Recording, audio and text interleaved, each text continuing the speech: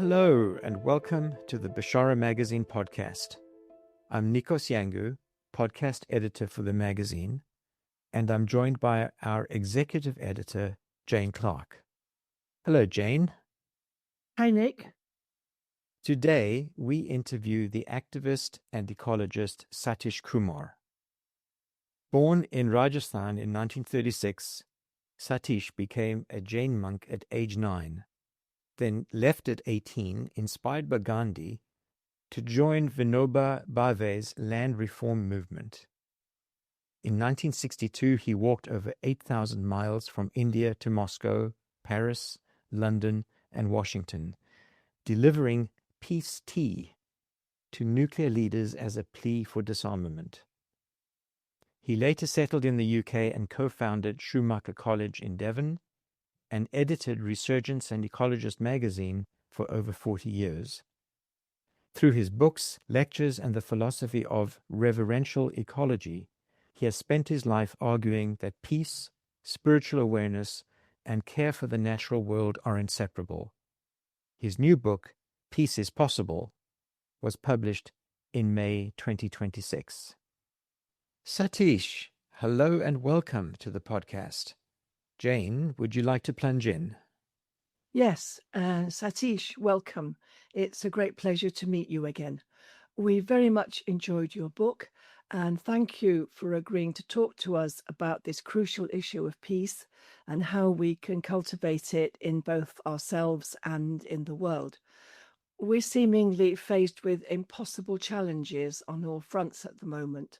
Not only wars in the Middle East and Ukraine and Africa, but also the ecological situation.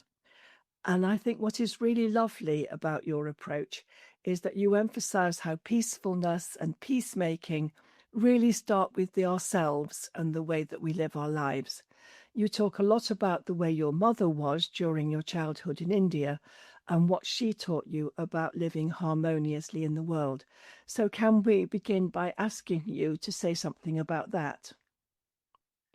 So, what I would say is that at the moment, people around the world work for war. Every country spends millions and millions, and some countries spend trillions and trillions, like the United States and China, on war preparation. And what do we spend on peacemaking? Nothing. No preparation. Now, if you want peace, you have to work for peace. You have to prepare for peace. You have to organize peace. You have to emphasize peace. You have to focus on peace.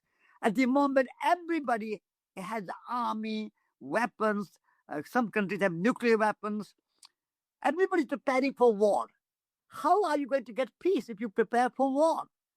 So I would like all countries to create a new ministry, a ministry for peace, and a minister for peace, and a department for peace. And every country should have a negotiating team how we can solve our problems without going to war. Just look at in Gaza and Palestine. The hospitals are destroyed. The schools are destroyed. The young children are made beggars. The pregnant mothers cannot give birth easily. We call ourselves a civilized world. Is this civilization? So I would like to say that if you want peace, peace is possible, but we have to work for peace, prepare for peace, spend some money for peace, and have a ministry for peace. That is my first kind of suggestion. And I learned that from my mother.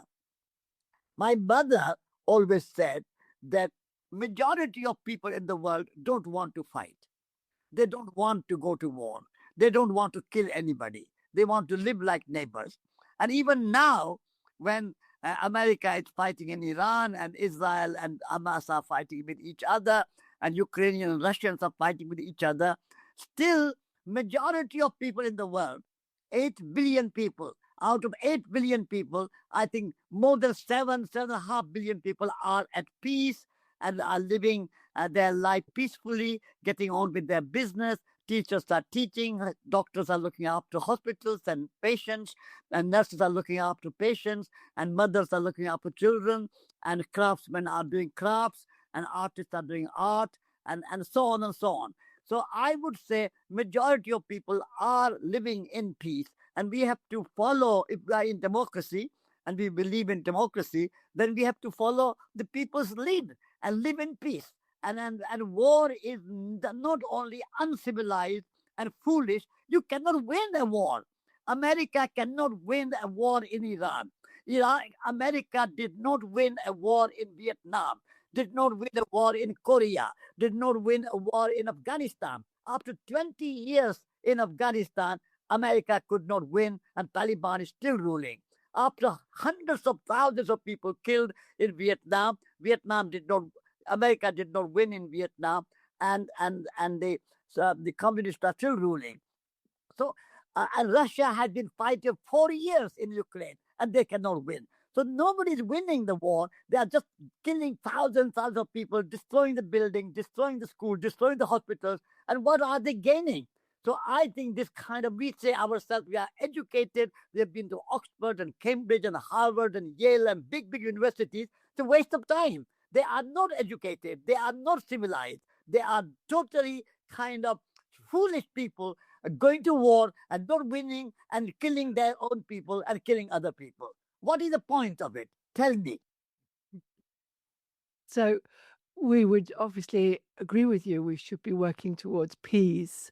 So, but what practically would that involve? I mean, you say that we should have teams of people learning to negotiate, to bring peace between people. But I think you would also take it wider and say that living in peace means more than that. It means living in peace with nature, for instance, as well. Yes. Peace is not only an absence of war. Peace is a positive, harmonious way of living. It's a positive thing rather than a negative against the war. Or I am spoken against the war, but I am also for a harmonious living. So first of all, you have to be in peace with yourself. At the moment, we are not often at peace within ourselves. So we have to be peaceful, and not to be peaceful, we have to speak peaceful words.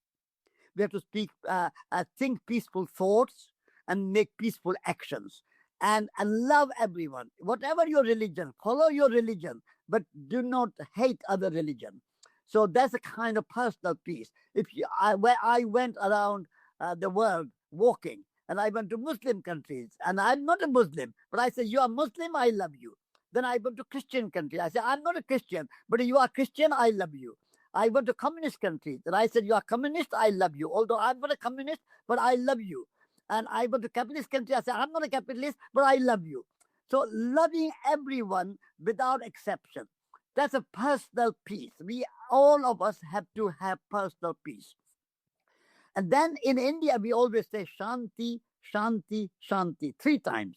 So first Shanti is a peace and Shanti within yourself, in your heart, in your words, in your speech, in your thoughts, in your way of life.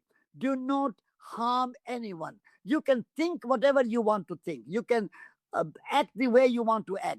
Only condition we put is that do no harm to anyone. Do no harm. That's the non-violence, no harm.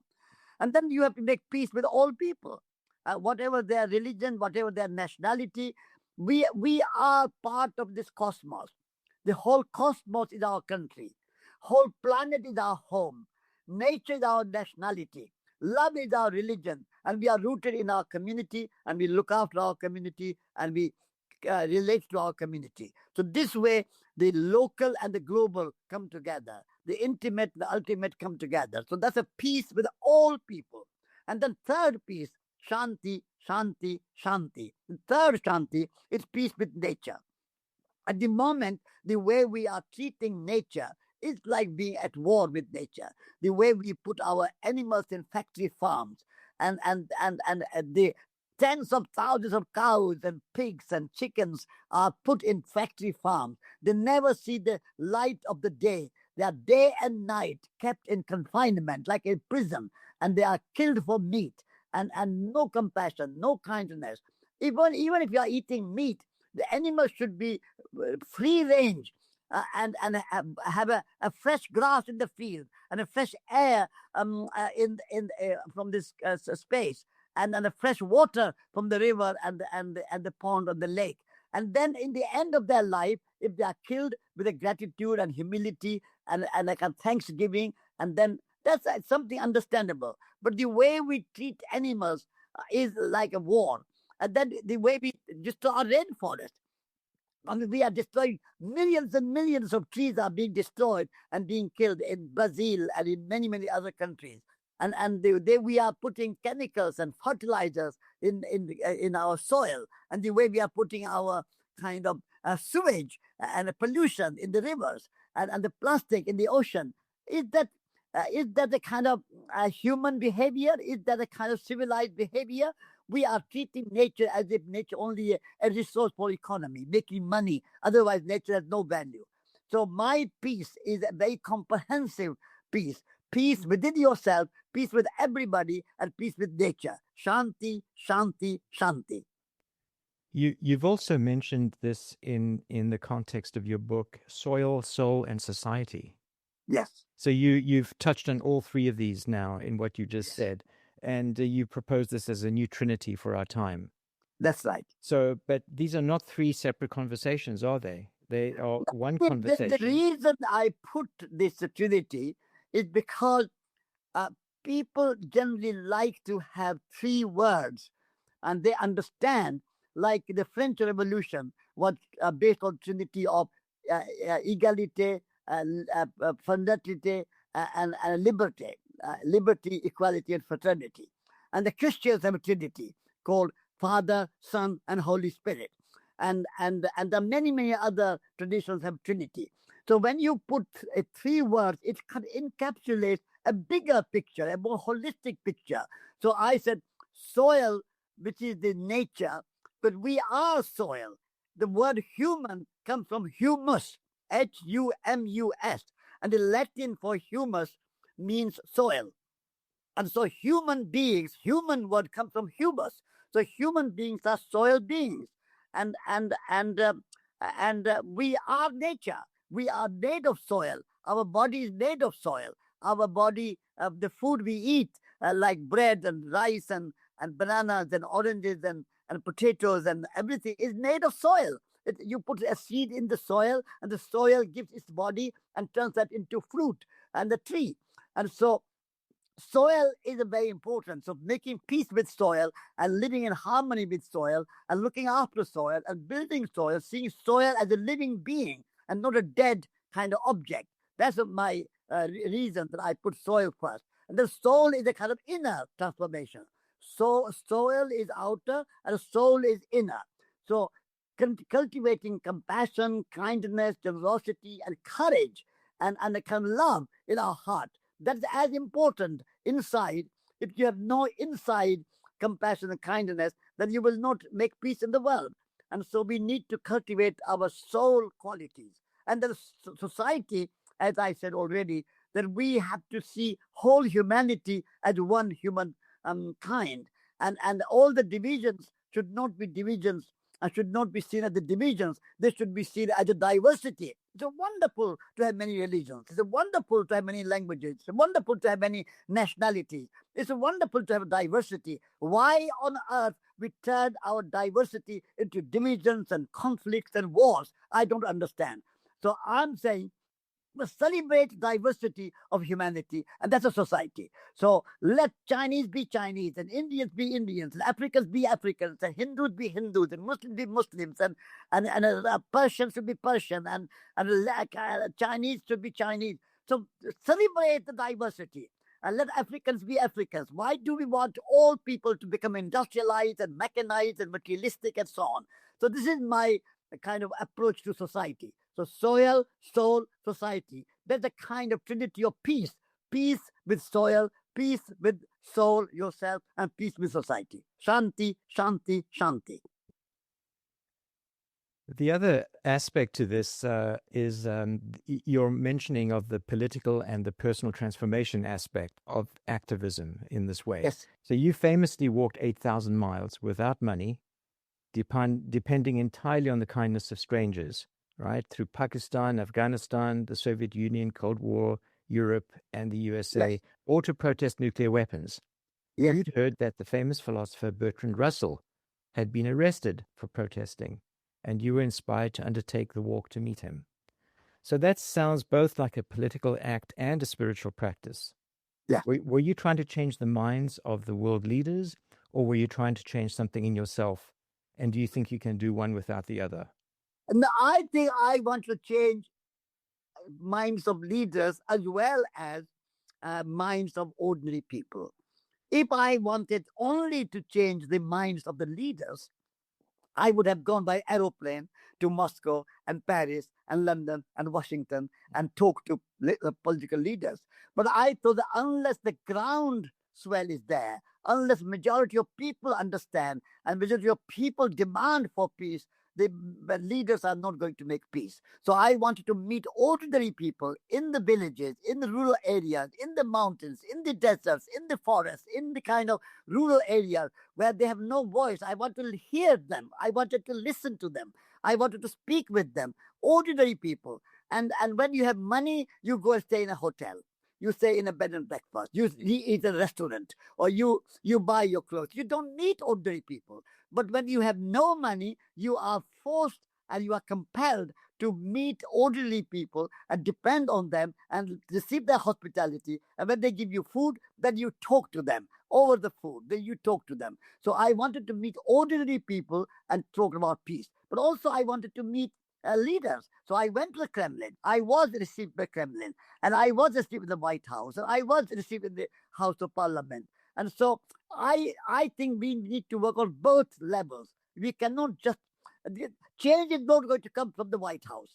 Change is not going to come from the Kremlin.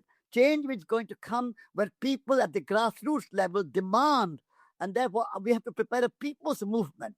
So my aim was to create a people's movement for peace, as well as tell the politicians that what you are doing is completely uncivilized and completely foolish, and you are not going to get anywhere.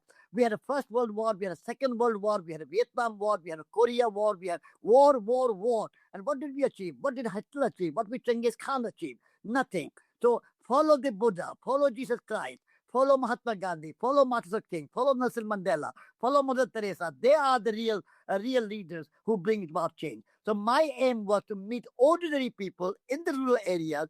And even if I didn't speak the language, I learned the language. I found interpreters in schools and in universities and so on. So my aim was to meet ordinary people as well as leaders and politicians and media. I met Izvestia and Pravda and New York Times and The Guardian and BBC and all those people. So I want to spread the word wherever it was possible. You've certainly been doing this. I mean, but one of the things to say, you did this walk in 1962, which is 60 years ago now.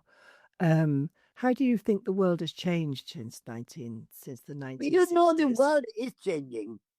And world is, I mean, we have tragic wars like Iran and so on, and Ukraine. But at the same time, I'm optimistic because imperialism has come to an end. Colonialism has come to an end. Racism is much less now. When I met Martin Luther King, I was thrown out of a restaurant because I was not a white man. And now I go to America, there are much more integration. And black people are. Obama was president. Martin Luther King could not have kind of dreamt that one day a black man could be in the White House. And also, there is a much more awareness about the environment, about ecological awareness, about kind of catastrophe of climate change, the pollution. So I would say that things have changed, and the women's place is much better today than in the 60s and 50s, when Simone de Beauvoir wrote the book called The Second Sex. At that time, this place of women was much worse than now. So I think changes have taken place. So we should not be pessimistic. We should not think that whatever you do, nothing happens, no change happens. Mahatma Gandhi did have influence, and Martin Luther King did have influence, and Nelson Mandela did have influence, and Mother Teresa did have influence, and Simone de Beauvoir did have influence. So I'm optimistic, and this is why I'm an activist. I don't think that we should not kind of act thinking that nothing changes and nobody's listening and we give up. No. We should remain active, and change can happen and did happen and will happen. So to go back a little to the original question, one of the things I know you've emphasized is this to address people's feelings of hopelessness in the face of the present situation, and to say actually that anybody can do anything. I mean, you did an extraordinary thing in walking 8,000 miles for peace. You emphasize that anybody can take an action to a more harmonious world. Yes, absolutely. Anybody can do it. Only thing what you need is courage and trust. Because all the great people, Mahatma Gandhi and Martin Luther King and Mother Teresa, they were people like you and me. They had two legs and two arms, and they were hungry, and they ate food, and they were tired. They went to sleep, and they went to toilet. They went to urinal, and they did what you and I do every day. So they were not something different. But only thing what differentiates between an ordinary person and a special person is courage. And courage is everybody's prerogative.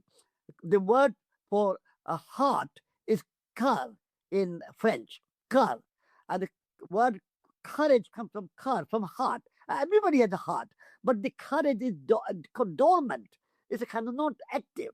So what we need is to bring that courage and be courageous, and don't be afraid of risk and obstacles and difficulties, and don't always find an easy answer and somebody will make the difference and I can just enjoy my easy life. Then it's not going to change. Mahatma Gandhi had a courage to go to jail under the British Raj for 12 years. And Martin Luther King had courage to go to jail for 29 times. And Nelson Mandela had courage to go to jail for 27 years. So all these great people, and Mother Teresa was excommunicated from her convent, and she was thrown out of the convent, and she was alone, and she had a young nun, and she had a courage. So only thing that we need is courage. If you have a courage, you can do whatever you want to do.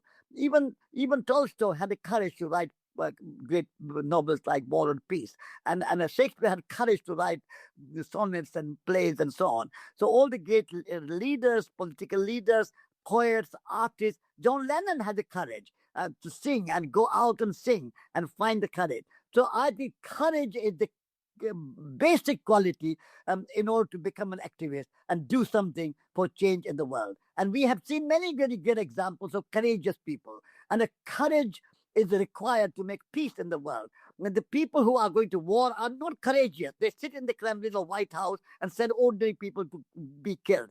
They are not courageous. So I think peace requires courage. Non-violence requires courage. Love requires courage. And a change in the world requires courage. And all the great people, Jesus Christ had a courage to go out and speak what he spoke.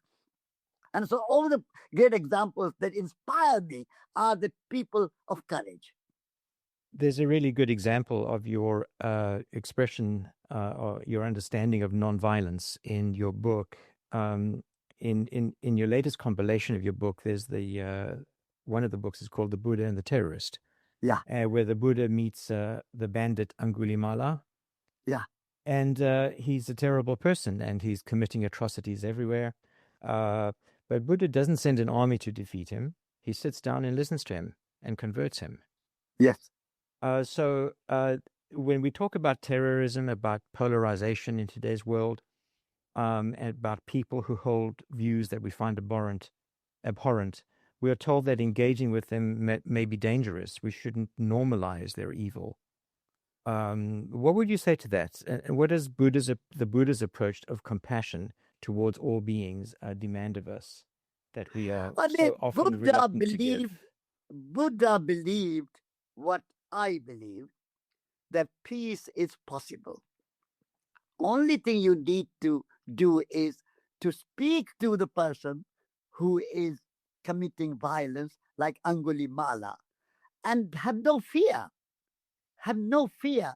Fear cannot bring about transformation. And so, if Buddha was afraid, oh, I might be killed, I might get hurt, I should stay away, he cannot change anything. So he had no fear. At the moment, our biggest impediment in the world today is fear. We are afraid of any difficulty. We are afraid of death. We are afraid of being hurt. We are afraid of being killed. We are afraid of having some difficulty. So, what Buddha had in relation to Angulimala, well, the greatest thing, what I believe, is that he had no fear about anything. He had courage, but also no fear. And he believed that peace is possible. Everybody can be changed. Everybody can be converted. Everybody can be transformed. Things are not static. A violent person can be transformed to a non-violent person. An unkind, cruel person can be transformed into a kind person. Transformation is possible. Peace is possible. A change is possible. Unless you believe in something, you can't do it. And people don't believe in their own values. We Christians say love, but we don't believe in love. We don't practice love. On the Sunday, we go to church and say, I love my neighbor, I love my enemy. And then Monday to Saturday, they prepare for war, they prepare for weapons, they go to military.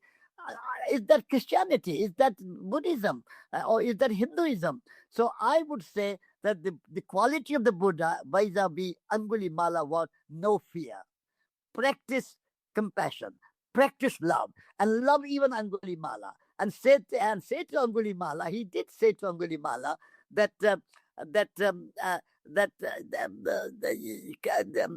what I have, you have not stopped, but I have stopped. And so that is a kind of fearlessness. That's the quality of the Buddha. Perhaps we can ask you, Satish, about what you've been working on with respect to the Schumacher College and Resurgence magazine. Yeah. Both of which you were the founder. So let me ask you, how do you see, what would you like to see as the lasting legacies? I'm the founder of Schumacher College. I'm a founder of Schumacher College, but I'm not a founder of Resurgence. Resurgence was founded in 1966, and I became editor in 1973. So I became later editor, although I knew people who founded E.F. Schumacher, John Papworth, and a number of other people. But I was not the founder. But I founded Schumacher College because I think that in our modern world, education is only about jobs. When you are educated, what job are you going to get?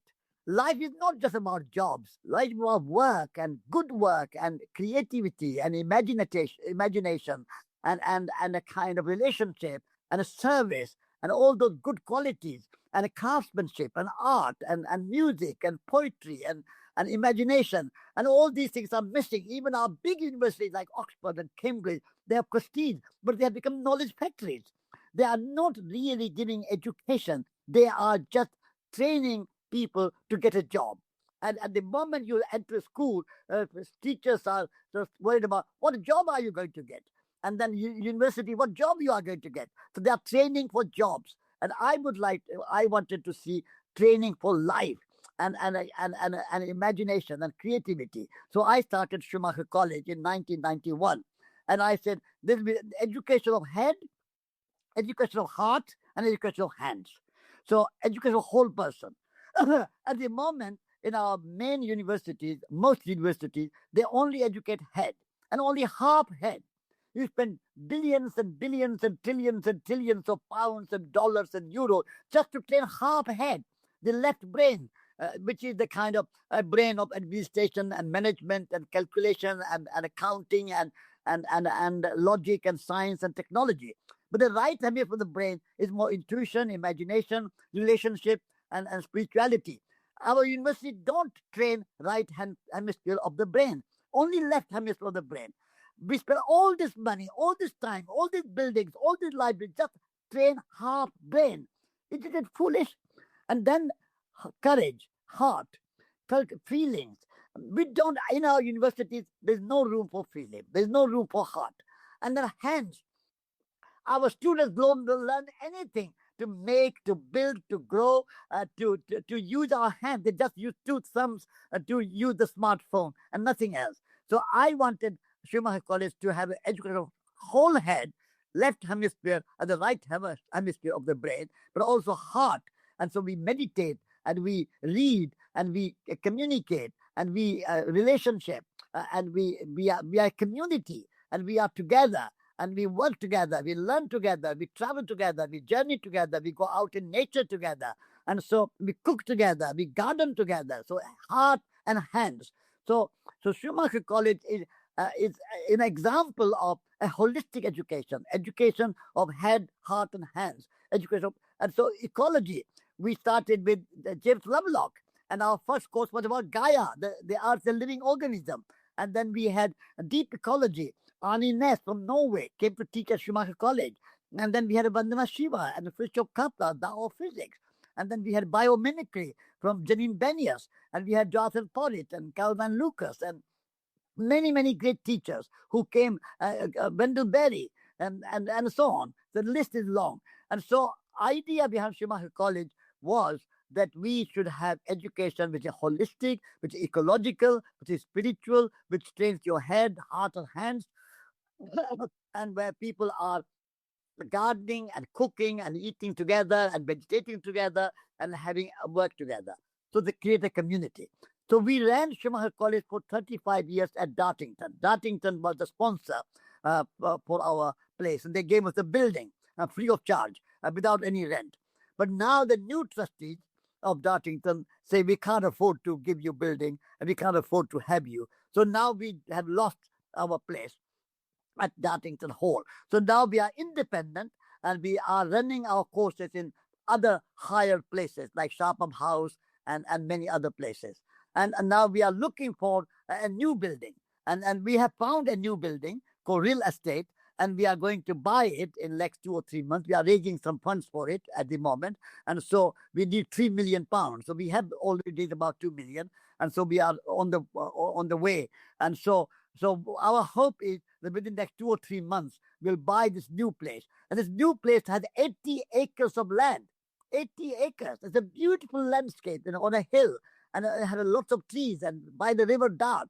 And so our students will be able to grow food and cultivate the garden and plant the trees and have a fruit and vegetables and herbs and flowers and so on. And so we have lovely land. And we've got 40 beds for people to sleep. And we've got a nice, lovely kitchen and dining room and lecture hall and so on. So it's a very lovely place, real estate.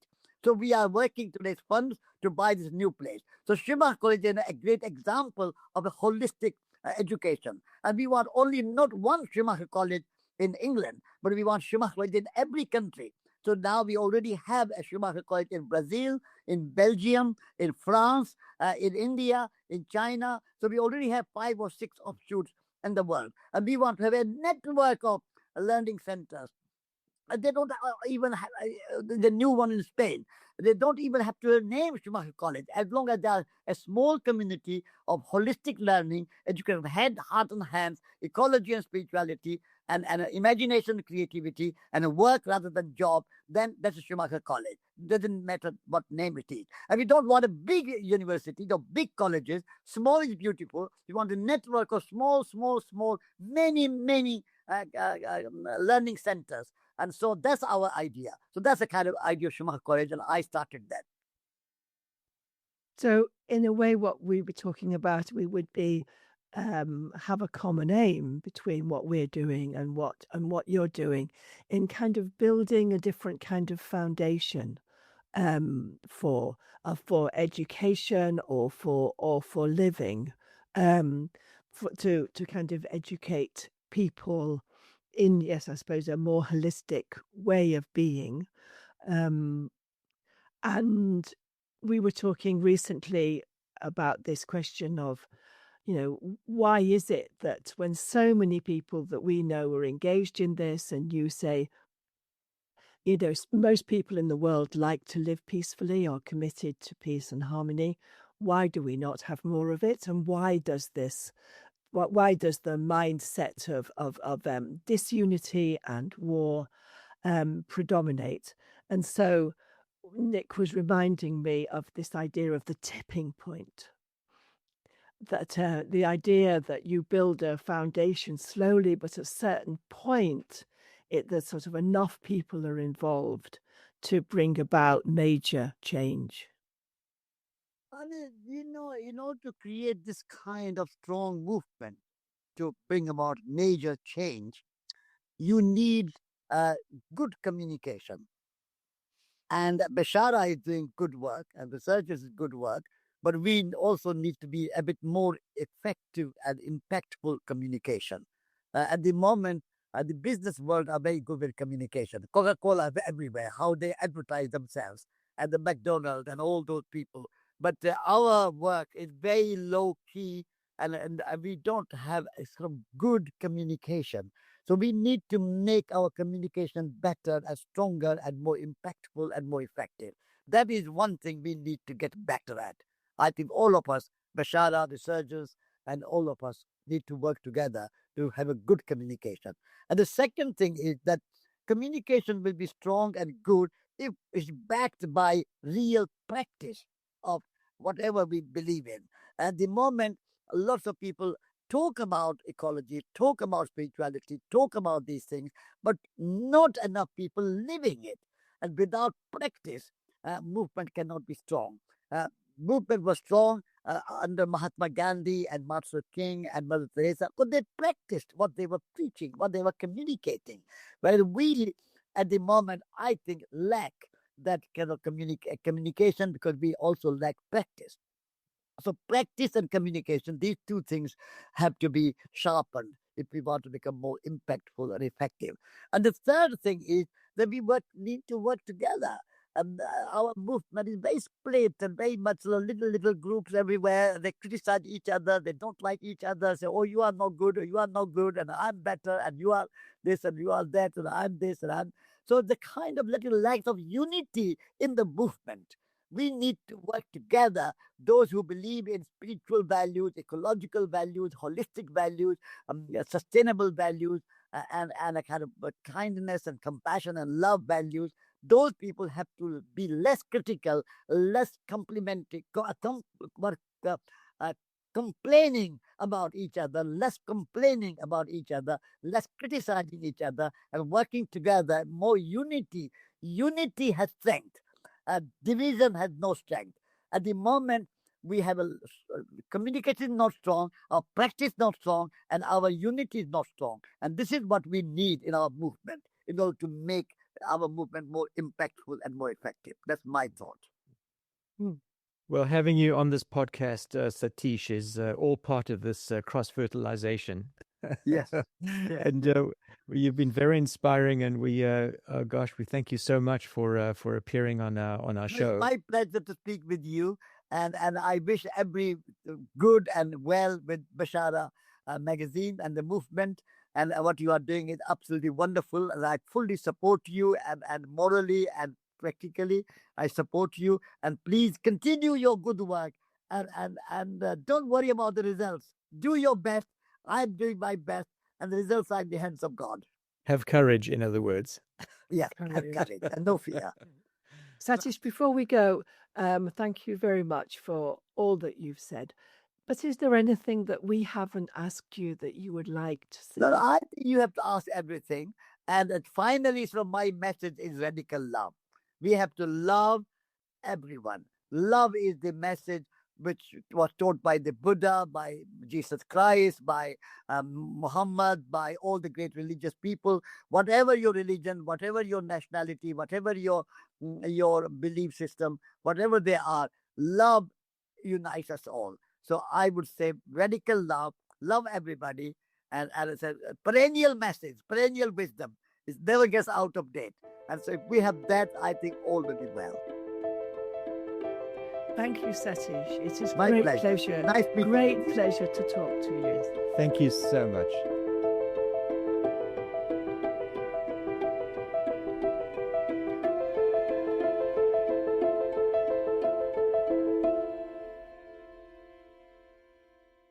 Thank you for listening. Satish Kumar's book, Peace is Possible, is a compilation of selected works published by Bloomsbury Publishing in May 2026.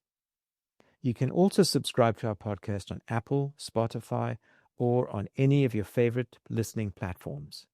And in addition to podcasts, there are hundreds of articles on our website, www.basharamagazine.org.